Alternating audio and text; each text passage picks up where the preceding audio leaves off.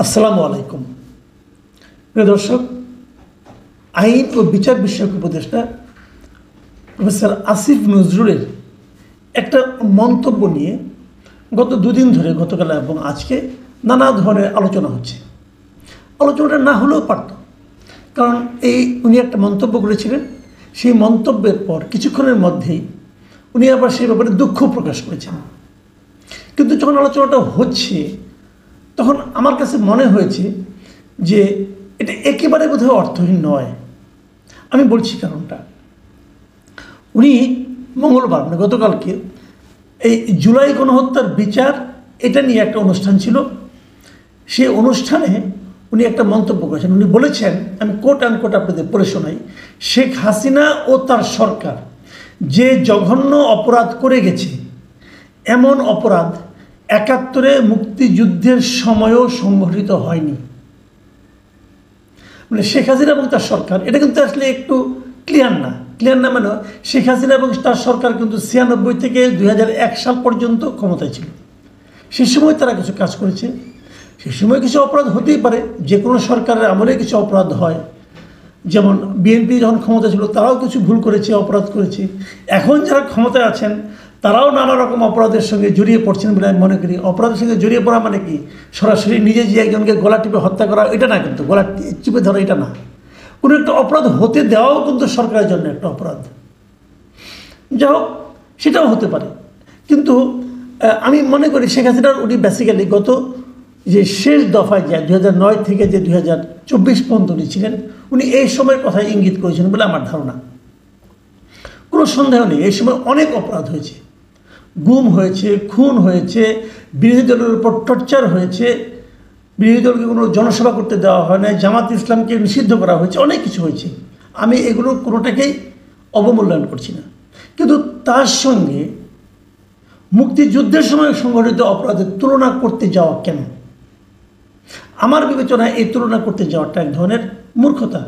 উনি বিশ্ববিদ্যালয়ের শিক্ষক, ওনার সম্পর্কে এই ধরনের শব্দ উচ্চারণ করা আমার ঠিক হলো না, কিন্তু আমি তবু এই কথাটাই উচ্চারণ করলাম। কখনোই তুলনা করতে হয় না, তুলনা করলেই নানা ধরনের বিতর্ক হয়। যে কারণে এটা যখন উনি বলেছেন, বলার কিছুক্ষণের মধ্যে আমি দেখেছি সামাজিক মাধ্যমে এটা নিয়ে ব্যাপক ট্রল হচ্ছে, ব্যাপক সমালোচনা হচ্ছে। এবং ওনার যিনি শ্বশুর ছিলেন মিস্টার হুমায়ুন আহমেদ, তার স্ত্রী, তিনিও দেখলাম একটু ব্যঙ্গ করে ওনাকে একটা ট্রল করেছেন, যাও একটা মন্তব্য করেছেন। সেগুলো নিয়ে আলোচনা না করি। কিন্তু পরে কি হলো, কিছুক্ষণের মধ্যে উনি একটু দুঃখ প্রকাশ করে নিজের ফেসবুক পেজে একটা মন্তব্য দিয়েছেন। সেখানে উনি লিখেছেন যে শেখ হাসিনার নৃশংসতা অবিশ্বাস্য।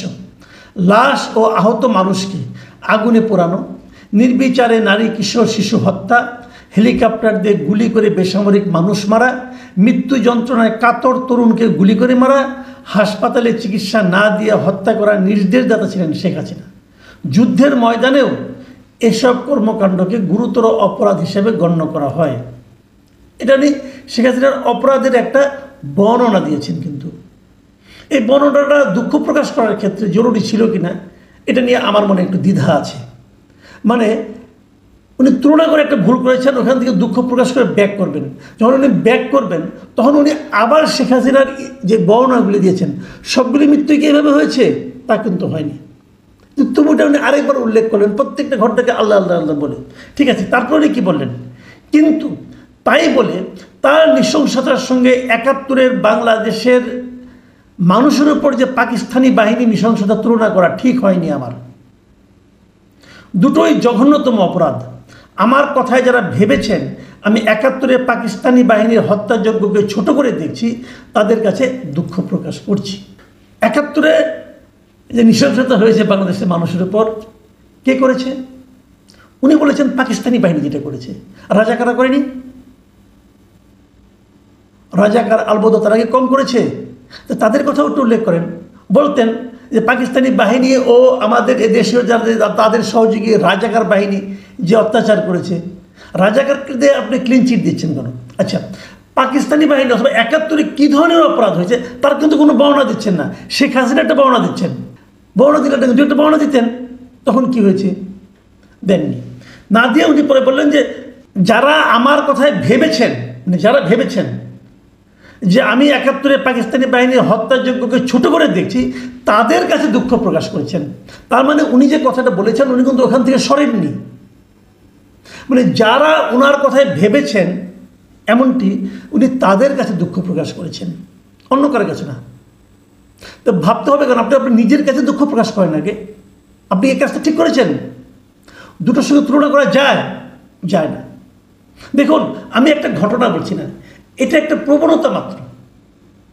এটা কিন্তু কে কি বললো, কোন ঘটনা কিছু আমি বাক্য করে চেঞ্জ করে আমি আলোচনা করে করতেই পারি, কিন্তু তারও যে বড় যে জিনিসটা আমি বলবো, এটা আসলে একটা প্রবণতা। এই জিনিসটা আমরা আরও স্পষ্ট হব। আপনারা দেখুন, জামায়াতের নায়েবে আমির ডক্টর সৈয়দ আবদুল্লাহ মোহাম্মদ তাহের, উনিও কিন্তু এরকম একটা তুলনা করেছেন। সেই তুলনাটা কী করেছেন? উনি বলেছেন যে কয়েকদিন আগে জামায়াত ইসলামের যে সভাটা হলো সোহরাওয়ার্দী উদ্যানে, তিনি বলেছেন সোহরাওয়ার্দী উদ্যান সৃষ্টির পর থেকে আজ পর্যন্ত এত বড় সমাবেশ এই মাঠে আর কোনো দিন হয়নি। এবং তখন উনি ৭ই মার্চের কথা বলেছেন যে ইতিহাসের অনেক বড় সমাবেশ হয়েছিল ৭ই মার্চে, কিন্তু ৭ই মার্চ সেই সময়েও সোহরাওয়ার্দী উদ্যান টইটুম্বুর হয়ে ভরে ওঠেনি। এবং জামাতের মিটিং কত বড় হয়েছে, মিটিং সোহরাওয়ার্দী উদ্যান ছাড়িয়ে অন্য জায়গায় চলে গেছে, অ্যাটসেট্রা অ্যাটসেট্রা। দেখেন, মিটিং বড় ছোট নিয়ে আলোচনা করি না, আলোচনা হলো মানসিকতার আলাপ। সোহরাওয়ার্দী উদ্যান সৃষ্টি হওয়ার পরে এত বড় সভা হয়নি। কিসের বিবেচনায়? কে মাপলো? কীভাবে মাপলো? সোহরাওয়ার্দী উদ্যান হওয়ার পর দেখেন মিটিং হয়েছে মাত্র কয়েকটা। ৭ই মার্চে জনসভা যখন হয় তখন এটা সোহরাওয়ার্দী উদ্যান ছিল না, তখন এটা ছিল রেসকোর্সের ময়দান। তার মানে তখন এখানে মাঝে যে গাছগুলো, একটা গাছও ছিল না রে ভাই। উনি ছিলেন সেই সভায়? উনি ছিলেন? আজকে বিয়ে কথা বলে দিলেন যে ওনার বয়স কত? উনি যখন ছিলেন সেখানে কোথায় পড়েছেন? তখন তো এখানে কোনো উদ্যানই ছিল না। সোহরাওয়ার্দী উদ্যান তো হইলই স্বাধীনতার পরে। কোনো খবর রাখেন, পড়াশোনা তো করেন না। সরি টু সে, তুলনা করতে গেলে নিজেকে বড় করার জন্য না, অন্যকে ছোট করার কোনো প্রয়োজন নাই। অথবা উল্টোভাবে বললে, অন্যকে ছোট করে নিজে বড় হওয়া যায় না। এরা এইগুলি করতেছে। ৭১-কে ছোট করে জুলাইকে বড় করতে গেলে জুলাই একসময় হারাই যাবে। দরকার নাই তো কোনো। যে সময়ে ঘটেছে যেটা সেটা সেরকমই থাকবো, কোনো সমস্যা নাই। ৭১ কত বড় ছিল, আমাদের মুক্তিযুদ্ধ কত বড় ঘটনা ছিল, এটা বুঝতে হলে আরেকটু সময় লাগবে ভাই। একটা সময় একটা স্রোতের মধ্যে বসে একটা হুজুগের মধ্যে থেকে আপনি বিচার করতে পারবেন না। হুজুগের বাইরে আসেন, তাহলে বুঝতে পারবেন। আপনি যে ঘটনার সুবিধাভোগী, আপনি তো সেই ঘটনাকেই বড় করে দেখবেন, এটাই তো স্বাভাবিক। আসিফ নজরুল সাহেব তো গত জুলাই আন্দোলনের সুবিধাভোগী ব্যক্তি, উনি এখন মন্ত্রী হয়েছেন। তো ওনার কাছে তো এইটাই বিরাট কিছু। তো উনি কিভাবে ওইটা বুঝবেন, উনি কিভাবে এটাকে কম করে দেখবেন? এটা পারবেন না, তো চেষ্টা করলেও পারবেন না। দূরের থেকে দেখতে হয়, ভেতরে ঢুকে বসলে হয় না। আমি যেটা বলছিলাম, এটা একটা প্রবণতার কথা। দেখুন, বঙ্গবন্ধুকে এবং মুক্তিযুদ্ধকে নিশ্চিহ্ন করার একটা প্রচেষ্টা সবার মধ্যে চলছে, এবং এটা আমাদের জাতির জন্য আমি মনে করি এটা আত্মঘাতী প্রবণতা। এর কোনো দরকার নেই। এবং সেটা করতে যে কী করা হচ্ছে, আমি একটা উদাহরণ দেবো বলি কেবল। কুষ্টিয়ার ইসলামী বিশ্ববিদ্যালয়ে বঙ্গবন্ধু নামে একটা হল ছিল। সেই হলের নাম চেঞ্জ করে আপনি কার নামে রাখছেন? শাহ আজিজুর রহমানের নামে রাখছেন। কে শাহ আজিজুর রহমান? আমাদের স্বাধীনতা যুদ্ধ চলাকালে উনি পূর্ব পাকিস্তানের পক্ষ থেকে জাতিসংঘে গিয়ে বাংলাদেশের স্বাধীনতা যুদ্ধের বিরুদ্ধে কথা বলেছেন। মানে এর চেয়ে বড় প্রমাণিত মুক্তিযুদ্ধ বিরোধী ব্যক্তি আর হতে পারে না। আপনি তার নামে বঙ্গবন্ধুর নামের পরিবর্তে চেঞ্জ করে শাহজাদির নামে যখন একটা হলের নামকরণ করেন, তখন বোঝা যাবে যে আপনি মতলব আসলেই খারাপ, আপনার লোক ভালো না। এটা বিশ্ববিদ্যালয় সিন্ডিকেট করেছে। ওই সিন্ডিকেটে যারা আছে এই প্রত্যেকটা লোকের বিরুদ্ধে আমি নিন্দা করছি। আপনি কিভাবে এটা করলেন? হ্যাঁ, একটা নিয়ম করেছেন, শেখ হাসিনা তার পরিবারের লোকজনের নামে অনেক প্রতিষ্ঠানের নাম করেছিল, সেগুলি বাদ দেবেন। বাদ দেন। বাড়াবাড়ি করেছেন উনি, কোনো সন্দেহ নেই, অনেক বাড়াবাড়ি করেছেন। এর বিচার হওয়া উচিত, এর প্রতিকার হওয়া উচিত, বাদ দেওয়া উচিত। কিন্তু বঙ্গবন্ধু কি শেখ হাসিনার পরিবারের লোক? বঙ্গবন্ধু শেখ মুজিবুর রহমান কি শেখ হাসিনার পরিচয়ে পরিচিত হচ্ছেন? এটা কেন আপনারা ভাবেন? এই ভাবনাটা তো ঠিক না। ঠিক আছে, ওনার নামে যদি 100টা হয়, গয়রা হয়, যদি সমানে হয়ে থাকে, আপনি বাদ দেন, শেষের দিকগুলি বাদ দিয়ে দেন, একটাও রাখবেন না। সব বাদ দিয়ে দিবেন। যখন আপনি সব বাদ দিয়ে দেন তখন মনে হয় যে আপনার মধ্যে একটা মতলব আছে। আমি আলোচনা শেষ করার মুহূর্তে আপনি আপনাদের একটা জিনিস বলতে চাই। দেখুন, আমাদের স্বাধীনতার যুদ্ধ নানাভাবে নানাজন লিখেছেন, সে আলোচনায় আমি যাচ্ছেন যারা যার যার মতলবে লিখেছেন। আমি আপনাদের স্বাধীনতা যুদ্ধের উপর লেখা একটা বই থেকে দুটো লাইন পড়ে শোনাচ্ছি। এই বইটা লিখেছেন জাপানি এক ভদ্রলোক, নাম হলো রক্ত ও কাদা। পারলে বইটা পড়েন, এটা প্রথম প্রকাশনী বইটা প্রকাশ করেছি। এই বইটা লিখেছেন তাদামাসা হুকিউরা। উনি জাপানের একজন লোক। উনি মুক্তিযুদ্ধের সময় বাংলাদেশে রেড ক্রিসেন্টের, তখনকার রেড ক্রস ছিল, সে রেড ক্রসে চাকরি করতেন, উনি তার কর্মী ছিলেন। এই ভদ্রলোকের বইটাতে ভূমিকাতে একটা কথা লিখেছেন, আমি ভূমিকাটা আপনাদেরকে পড়ে শোনাবো, পুরোটা না, কিছু অংশ। উনি বলেছিলেন যে ওনার জাপানে যখন থাকেন তখন ওনার একজন আত্মীয় মেডিকেলে পড়ে একটা ছেলে, সে একটা কঙ্কাল কিনেছিল 1,20,000 ইয়েন দিয়ে। সেই কঙ্কালটা সে কিনেছিল তার গবেষণার জন্য। তবে তিনি জানতে পেরেছেন যে এই যার কঙ্কালটা কেনা হয়েছে তিনি একজন নারীর কঙ্কাল, এবং সেই নারীর মৃত্যু হয়েছিল 20 বছর বয়সে। এবং উনি আরও জানতে পেরেছিলেন এই কঙ্কালটা আসলে একজন বাঙালি নারীর কঙ্কাল। 71 সালে প্রচুর বাঙালিকে হত্যা করে মাটিতে চাপা দেওয়া হয়েছিল। সেখান থেকে কিছু কঙ্কাল ভারতের মাধ্যমে পৃথিবীর বিভিন্ন দেশে বিক্রি হয়ে যায় চোরাকারবারির মাধ্যমে।